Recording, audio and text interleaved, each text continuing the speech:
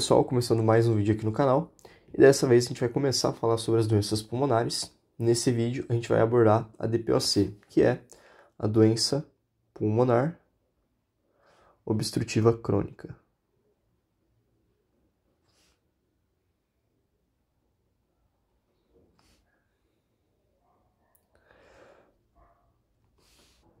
A DPOC ela vai ser formada por duas patologias que tendem a acometer os pulmões. Então, a gente tem a junção do enfisema pulmonar e também da bronquite crônica. A gente vai abordar cada uma delas. Então, de forma geral, o paciente que tem DPOC, na maioria das vezes, na verdade, em todas as vezes, ele vai ter sinais dessas duas patologias, tanto do enfisema quanto da bronquite crônica. Então, o paciente com DPOC, ele tem ambas, porém, a gente pode ter o predomínio de uma, né? Então, ele pode ter mais características que condizem, por exemplo, com o enfisema, ou ele pode ter características que condizem mais ali, né, com a bronquite crônica. Mas, de forma geral, os pacientes eles vão ter essas duas patologias, né, que acometem os pulmões. De forma geral, só para a gente falar um pouquinho sobre a importância, né, da gente entender a DPOC, os estudos mais recentes eles têm mostrado que ela é uma das doenças mais prevalentes, né? Então, é uma doença com uma alta prevalência.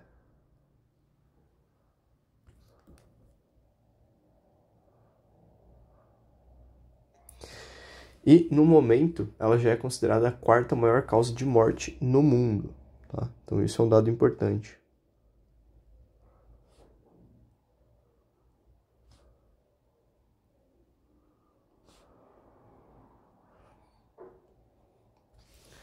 Principalmente porque, geralmente, o diagnóstico ele é feito em estágios um pouco mais avançados, né? Então, a gente vai falar sobre a fisiopatologia, mas ela tem relação com tabagismo, exposição ocupacional, poluentes, fatores genéticos, mas geralmente os sintomas eles começam a se manifestar quando a gente tem um acometimento em uma área muito grande do pulmão. Então isso torna um pouco mais difícil, né, o tratamento. E geralmente, né, esses pacientes eles têm danos irreversíveis.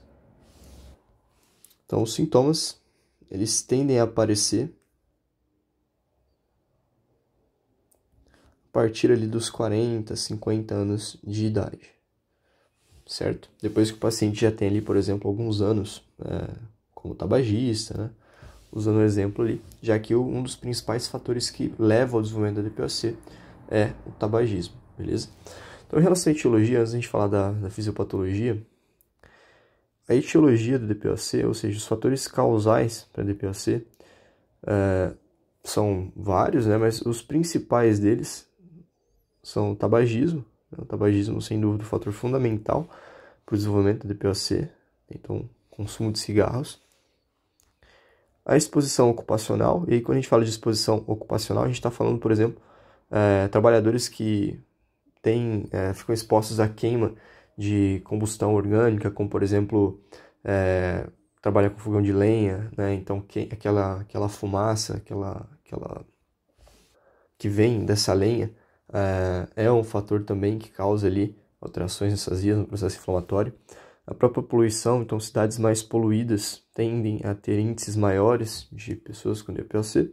E a gente vai falar também dos fatores genéticos, né? E aí entra um fator específico, a deficiência da alfa-1 antitripsina. A alfa-1 antitripsina é uma antiprotease, né? A gente vai falar um pouquinho ali de qual que é a função das proteases nessa fisiopatologia, mas basicamente a deficiência dessa alfa-1 antitripsina favorece o aparecimento, né, o desenvolvimento do DPOC. Mesmo pessoas que às vezes não são tabagistas, né? Então, com menos exposição a poluição, esses agentes, as pessoas podem desenvolver essas doenças pulmonares obstrutivas crônicas, tá? Tanto o enfisema quanto a bronquite. Bom, de modo geral, a gente tem que as doenças pulmonares obstrutivas, né? Existem outras além dessas duas que se enquadram no DPOC, mas a obstrução das vias, elas podem acontecer de três formas diferentes, né? Então, quando a gente pensa nas causas de obstrução das vias, existem 3 principais ali que a gente vai ver ao longo das diferentes fisiopatologias ali. Uma delas é o acúmulo de secreção na região do lumen.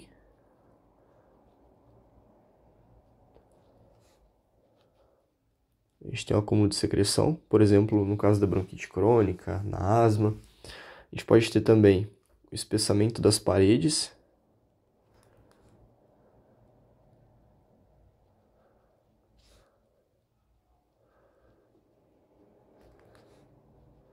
Então, a parede dos bronquíolos, ela pode ficar aumentada, né? E, inclusive, a gente pode ter também os broncoespasmos, que são as contrações da musculatura lisa. Ou então, por algum tipo de compressão ou estreitamento das vias.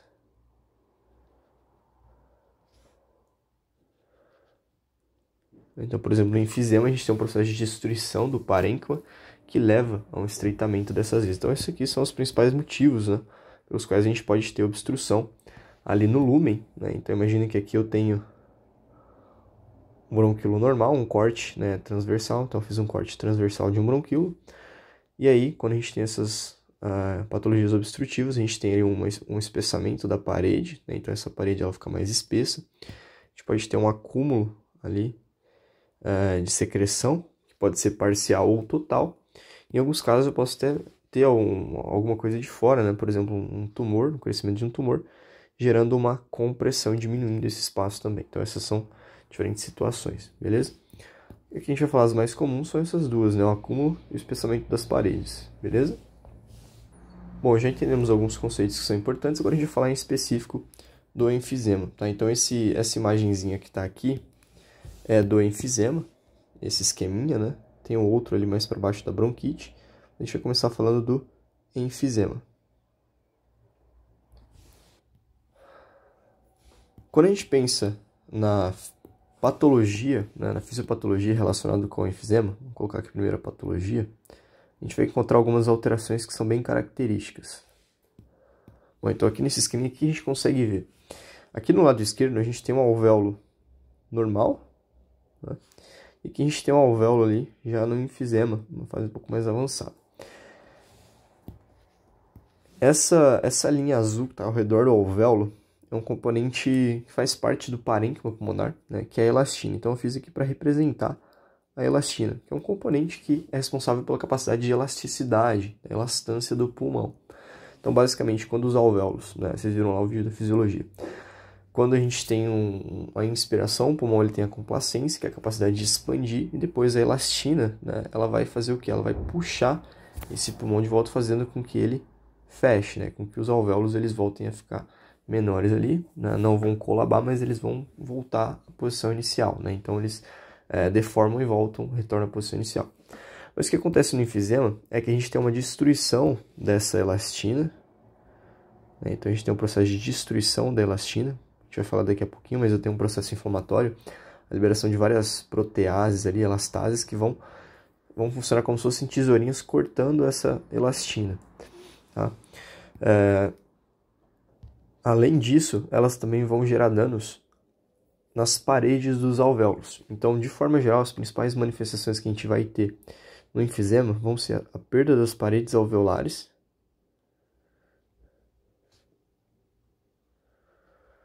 certo? Então essas proteases causadas pela inflamação, elas vão degradar todos aqueles componentes que fazem parte da estrutura pulmonar do parênquima. As vias aéreas, por conta disso, ficam mais dilatadas.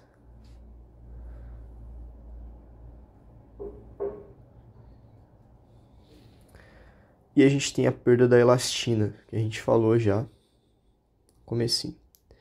Então essas são 3 alterações que a gente vai encontrar nos pacientes com enfisema. Então, a gente tem a perda das paredes ou dos septos alveolares, né, que é o que a gente consegue ver aqui. Então aqui esse alvéolo ele tem vários septozinhos, como se fosse um cacho de uva. Aqui nesse outro a gente já tem a perda desses septos. Então é como se o alvéolo virasse um só, né? Então a gente tinha aqui uma caixa de uva lá, vários septos, né? E depois essa parede foi quebrada e virou uma coisa só, beleza? Basicamente é isso. E aí, por conta dessas alterações, a gente vai ter alguns achados né, que são importantes. Então, uma das coisas que vai acontecer é o pulmão ficar mais hiperinsuflado. Então, é comum ver esses pacientes uma hiperinsuflação. Então, a gente tem a hiperinsuflação pulmonar.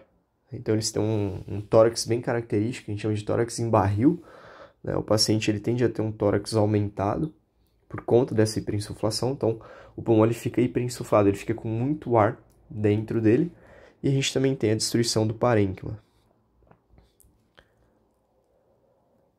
O parênquima nada mais é do que o tecido pulmonar em si, tá?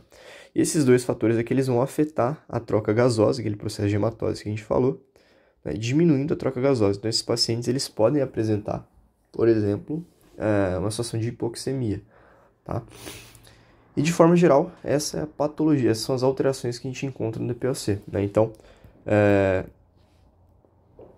quando a gente fala agora da patogênese, ou seja, do desenvolvimento da doença, né? Vou colocar aqui nesse lado. Então, a gente tem alterações que vão acontecendo de forma gradativa, tá? O principal desencadeador dessas alterações vai ser o cigarro. Então, vou colocar aqui embaixo um esqueminha, só para a gente tentar esquematizar isso. Então, aqui eu tenho o cigarro, né? Ou o tabagismo, no caso.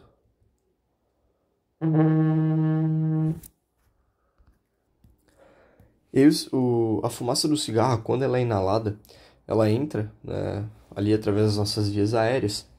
E lá nas vias aéreas ela vai gerar um processo de inflamação. Então ela irrita as vias aéreas, né, porque a gente tem várias substâncias nocivas na fumaça do cigarro.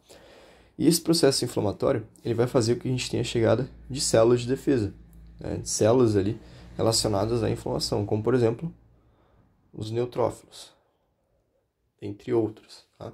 A gente tem a liberação de mediadores também, as interleucinas, outras quimiocinas ali, tá? E a gente tem o recrutamento desses neutrófilos. E aí o que acontece? Os neutrófilos, para tentar neutralizar aqueles agentes nocivos, eles vão liberar várias proteases. Então a gente tem a liberação de proteases. Dentre elas, a gente tem a elastase. A elastase ela é como se fosse uma tesourinha ali, que esses neutrófilos vão liberar, e elas vão fazer a degradação da elastina. Então, as elastases elas vão degradar a elastina, elas vão cortar a elastina. Então, imagine que eu tenho lá aqui o que a gente viu, né? Eu tenho o meu alvéolo, ao redor do meu alvéolo tem várias faixas de elastina que mantêm a estrutura do alvéolo e geram a capacidade, né, do alvéolo ali de retornar à posição inicial. E aí eu tenho essas tesourinhas indo lá e cortando essa elastina, e aí o alvéolo tende a perder a elastina. Quando ele perde a elastina, o que acontece? Quando o pulmão enche de ar, ele expande e depois ele não tem nada para puxar de volta. Então a gente tem um processo de dilatação dos alvéolos e também a perda a destruição desse parênquima, que é formado por elastina e colágeno também, tá? Então a gente tem as elastases e as colaginases, que vão destruir tanto a elastina quanto o colágeno, beleza? Então essas proteases elas vão destruir a elastina, mas também colágeno presente nesses tecidos. E aí a gente tem essas alterações que a gente viu aqui em cima, beleza? Outra coisa que é importante, a gente viu que um dos fatores relacionados à etiologia é um fator genético, que é a alteração a deficiência da alfa-1 antitripsina. A alfa-1 antitripsina, ela é uma antielastase, né? Ou seja, uma antiprotease, ou seja, ela tem uma função protetora, ela consegue vir aqui, né? Então, alfa-1 antitripsina, ela consegue basicamente vir aqui e neutralizar o papel dessa elastase tesourinha. Então é como se ela fosse a pedra. A gente já brincou de pedra, papel, tesoura. Quando você coloca a pedra, né, a tesoura não consegue cortar a pedra. Então basicamente esse é o papel da alfa-1 antitripsina. Ela vai neutralizar o papel dessas elastases. Então ela diminui esse processo de degradação. Logo, se a pessoa tem uma deficiência dessa antiprotease, essas proteases vão atuar de forma livre, degradando ali todo o parênquima, beleza? Então é importante que a gente tenha um equilíbrio, né? Então, de um lado, a gente tem as proteases, né? A gente tem aqui, por exemplo, a elastase, que é a tesourinha. E do outro lado a gente tem as antiproteases, né? No caso aqui alfa-1, dentre outras, né? Então vou colocar aqui as antiproteases, que vão funcionar como se fosse a pedra ali para impedir com que essa tesourinha saia cortando todas as fibras de elastina e de colágeno, beleza?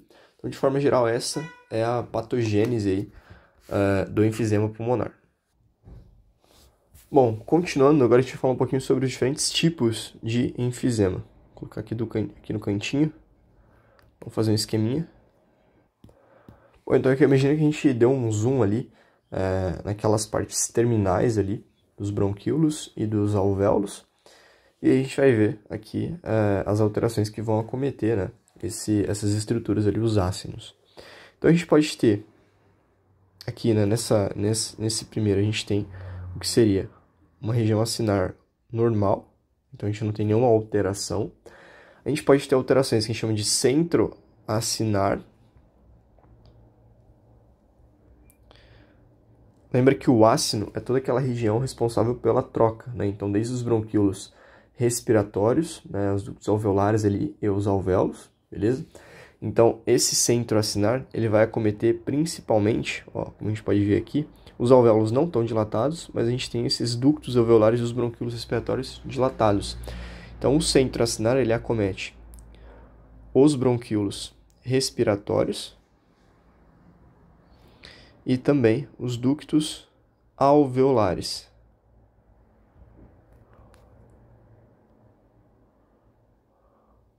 A gente pode ter esse tipo de alteração centroacinar em todas as partes do pulmão, porém, tende a ser um pouco maior no ápice. Tá? Então, o livro ele traz que essas alterações elas são mais encontradas no ápice pulmonar. E aqui a gente tem o enfisema do tipo pan-acinar. Então, a gente vê que os alvéolos estão dilatados e também essa região dos ductos ali como um todo. Então, a gente tem um acometimento ali global de todas as estruturas. Tá? Então, aqui a gente tem o pan-acinar. Um outro nome que a gente também pode encontrar é centro globular e panglobular. Tá? A gente vai falar acinar, que eu acho que é um termo que fica mais fácil a gente entender. Então aqui a gente vai ter um acometimento que vai ser geral, né, em todas as estruturas ali, desde bronquíolos respiratórios, ductos alveolares até os alvéolos. E nesse caso aqui a gente tende a ter uma maior gravidade. Tá? Por quê? No centro acinar, a gente tem um acometimento ali das vias que levam o ar até os alvéolos, né, dos bronquíolos respiratórios, porém a troca gasosa ali é pequena, então a gente não tem um acometimento tão grande em relação à troca.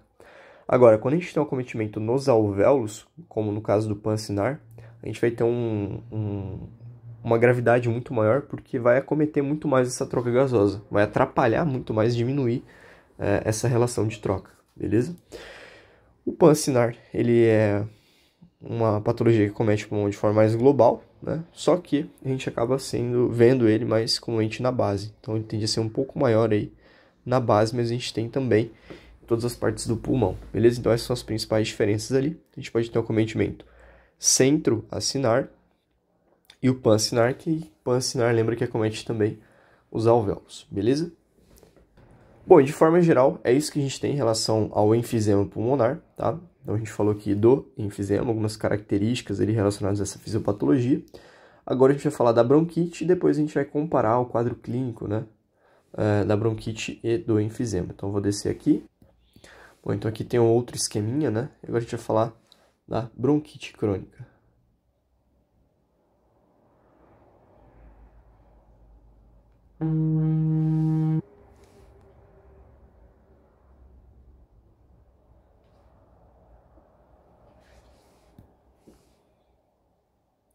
E aqui a gente já tem um desenho, né, que mostra que esse primeiro desenho de cima é um pulmão e a gente fez ali como se fosse, né, expandiu ali 2 bronquíolos para a gente ver o que acontece. Então aqui a gente tem um bronquíolo normal do lado esquerdo, aí a gente consegue ver que a gente tem um lúmen grandão aqui dentro.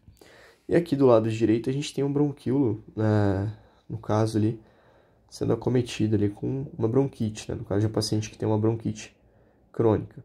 E aí a gente já percebe algumas alterações aqui, né? Então, em relação à patologia, vamos elencar aqui algumas coisas que a gente vai observar. O que a gente consegue ver aqui bronquíolo que está sendo acometido, né, na bronquite crônica.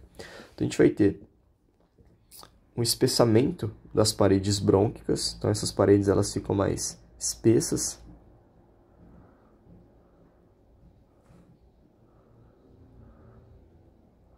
Esse outro esqueminha vai ter que vir mais para baixo. A gente tem um espessamento dessas paredes brônquicas, que é causado, né? Então, a patologia está relacionada com uma inflamação crônica dessas vias. Novamente, causada por conta da fumaça do cigarro ou de outras, né? Então, a gente falou ali que o cigarro ele é o principal desencadeador da DPOC, e aí a gente está falando das duas, tanto da bronquite quanto do enfisema, tá? Então, a gente tem o espessamento das paredes, a gente tem também uma hiperplasia das células caliciformes.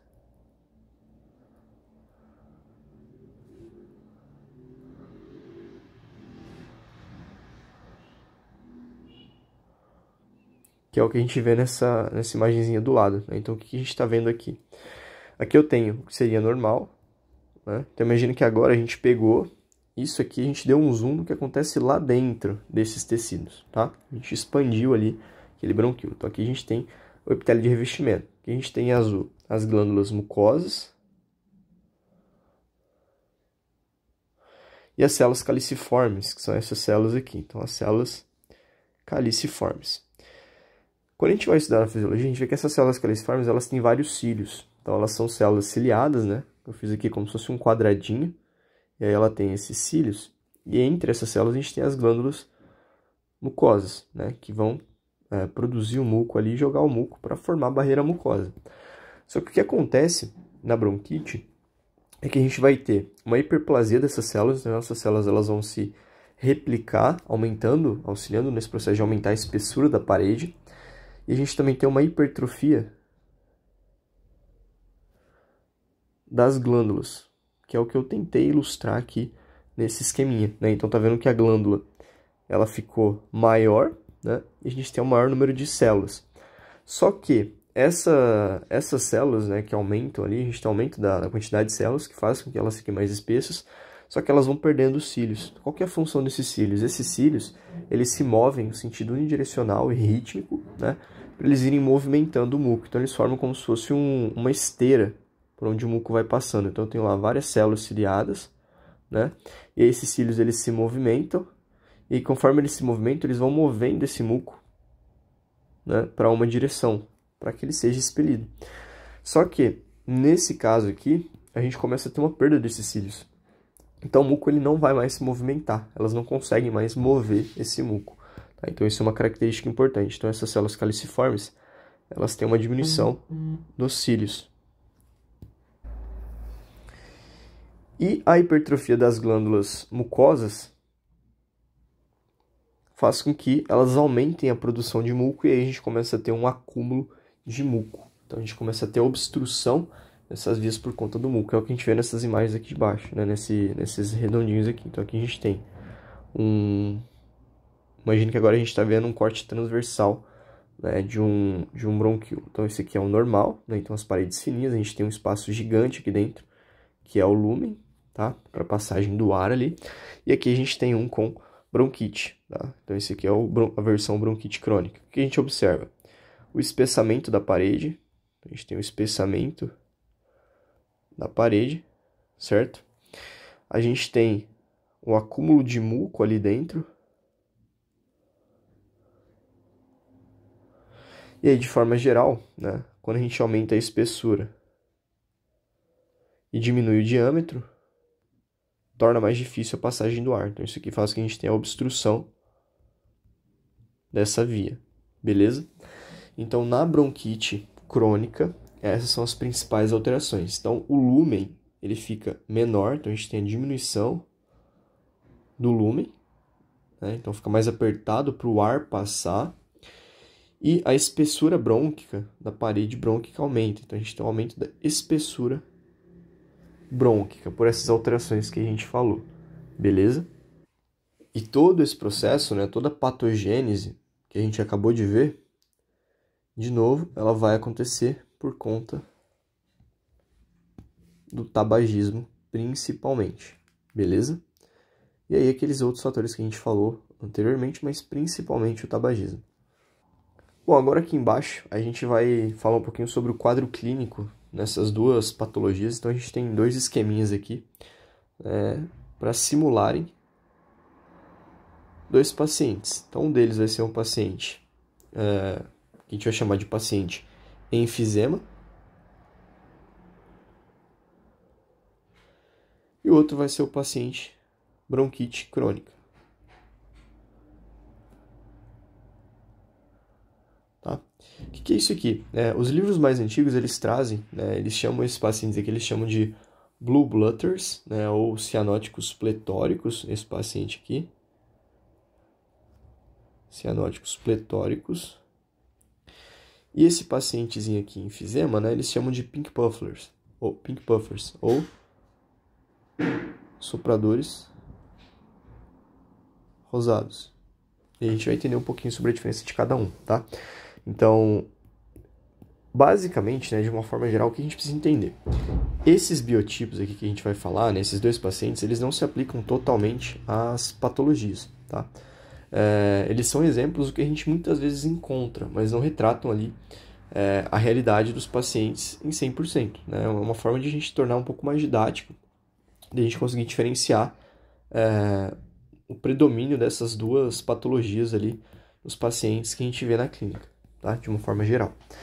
Então vamos lá. Quando a gente pensa nesse paciente enfisema, vamos colocar aqui como paciente, no paciente enfisema, a gente tem que, no enfisema, como a gente viu, os sintomas eles iniciam a partir dos 40 anos. Então a gente tem o início dos sintomas a partir dos 40, certo?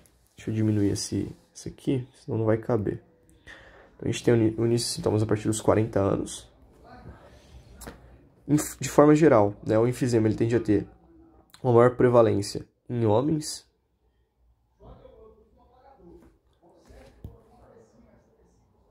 E aí tem alguns fatores, que podem justificar isso. Homens brancos, a gente fala do fator genético, mas também homens tendem a fumar mais do que mulheres.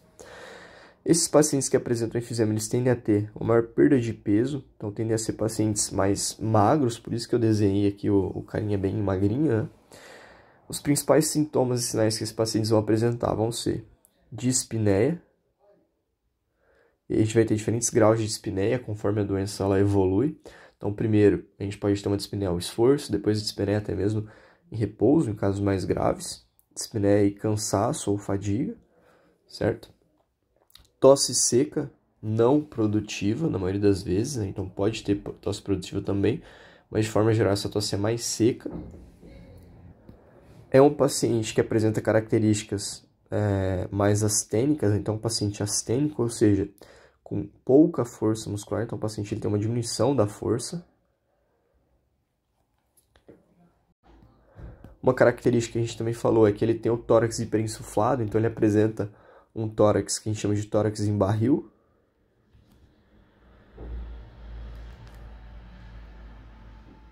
Então só para a gente entender que é aquele tórax que ele é mais hiperinsuflado, ou seja, tem um monte de ar acumulado dentro dele, por conta daquela destruição da elastina, enfim, do parênquima.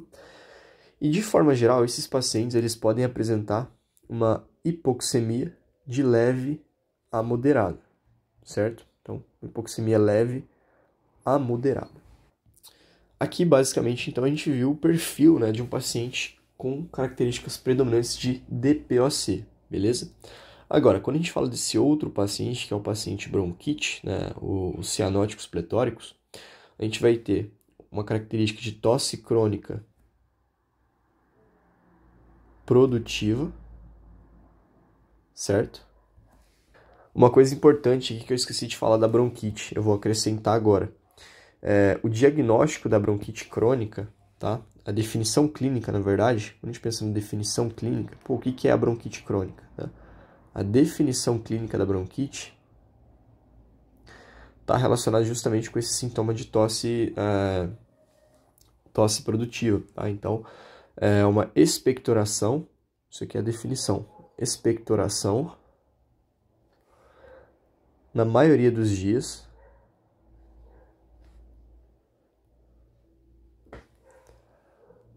ao menos 3 vezes ao mês por pelo menos 2 anos consecutivos. Então, para o paciente ser considerado com bronquite crônica, ele precisa ter uma expectoração, né? Ou seja, uma tosse produtiva ali, na maioria dos dias, né?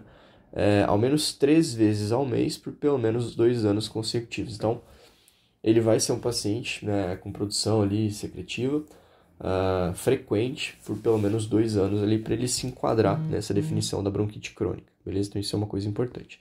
E aí, voltando para o quadro clínico, né, que a gente está falando dos sinais e sintomas, esse paciente ele vai ter essa tosse crônica produtiva, ele tende a ter também um aumento no volume de escarro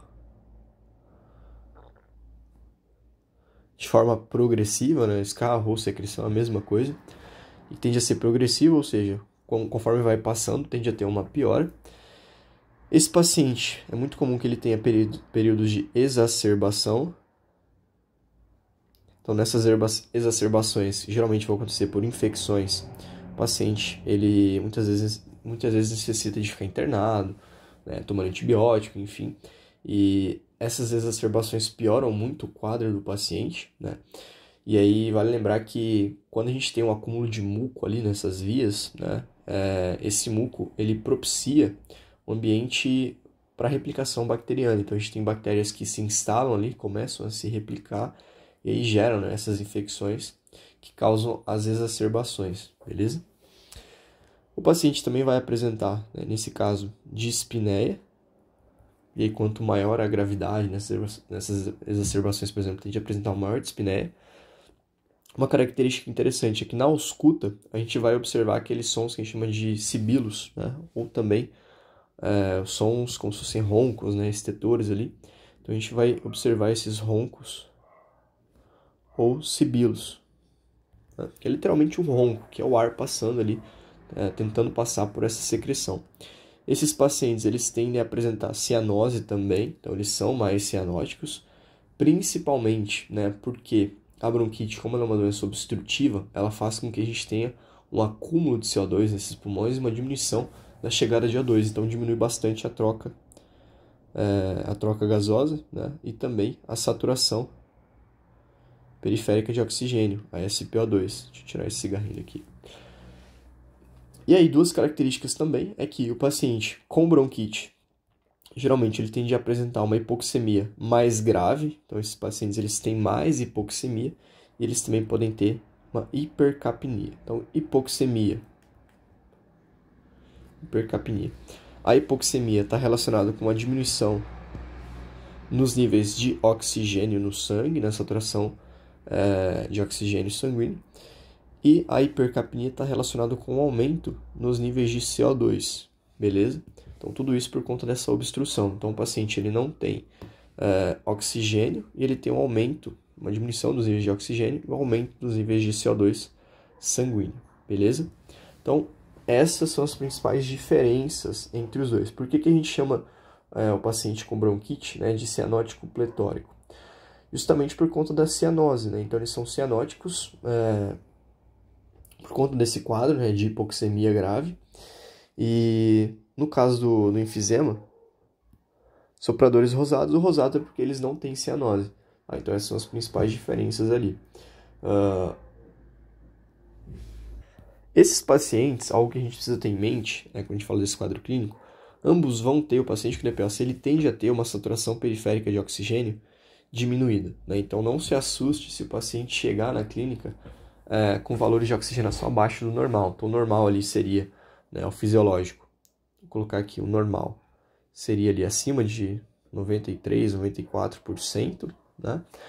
Mas muitas vezes esses pacientes eles podem chegar com uma saturação abaixo disso. O que é normal, né, para um paciente com DPOC?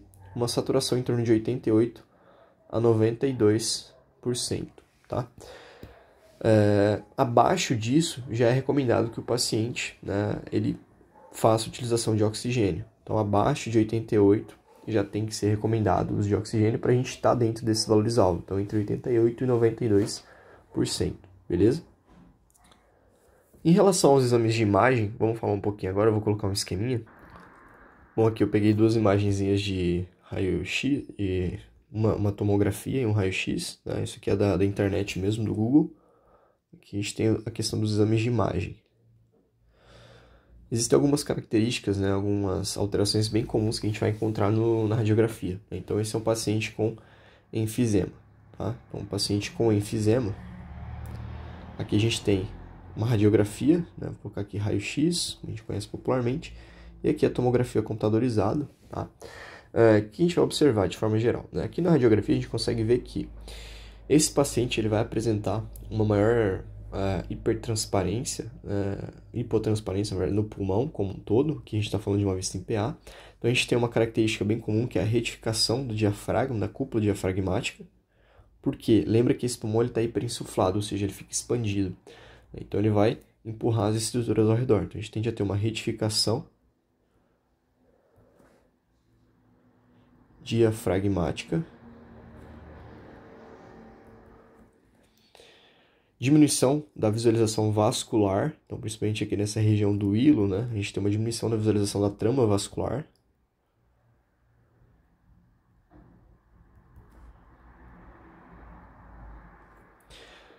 Aumento do espaço intercostal, então o espaço entre as costelas, ele também vai aumentar por conta da hiperinsuflação.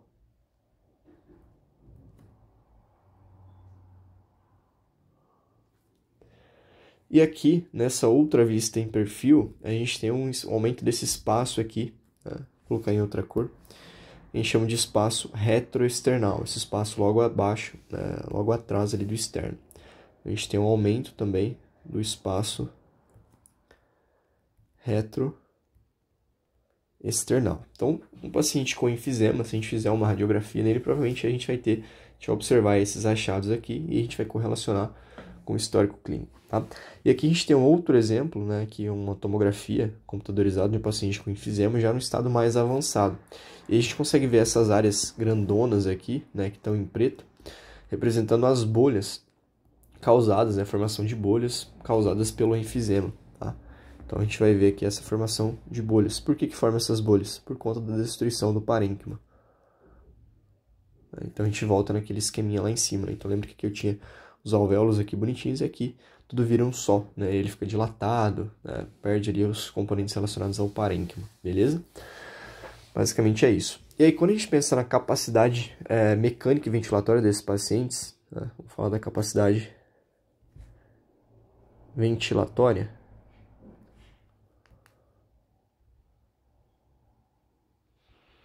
Isso o paciente DPOC de forma geral, tá? A gente está falando de DPOC. Então, na DPOC, a gente vai ter uma diminuição das capacidades pulmonares, dos volumes e capacidades, tá? E aí, quando a gente faz o exame, o padrão ouro, né, ali pra gente avaliar esses pacientes é a espirometria. Então, a gente faz o teste da espirometria, né? Então, a gente tem lá o espirômetro, ele vai fazer uma inspiração máxima, seguida por uma expiração máxima, e a gente vai ver os volumes pulmonares. Esses pacientes com DPOC, eles tendem a ter uma diminuição do VF1.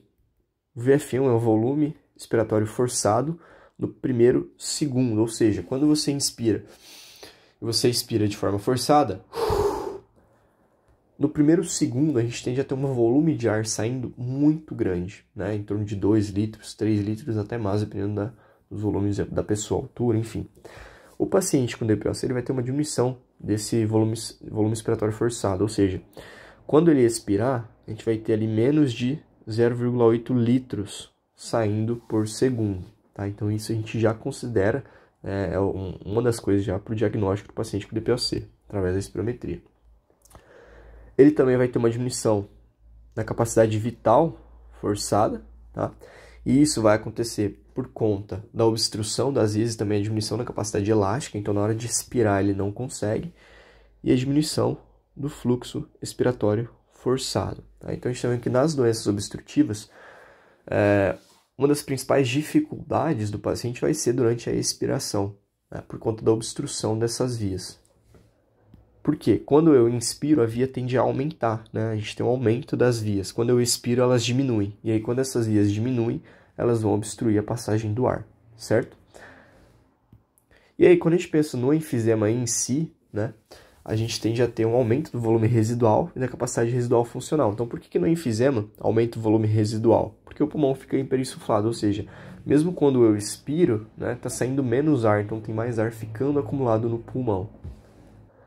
E aí uma das técnicas que a gente tem para esses pacientes, que a gente ensina eles a fazer, é aquela expiração utilizando o freno labial, né? Então, é uma expiração mais prolongada porque o fluxo é menor. Então, a gente ensina esses pacientes na hora de expirar o ar, eles fazerem o freno labial, irem soltando o ar de forma gradativa, só que por mais tempo, né? Ele faz o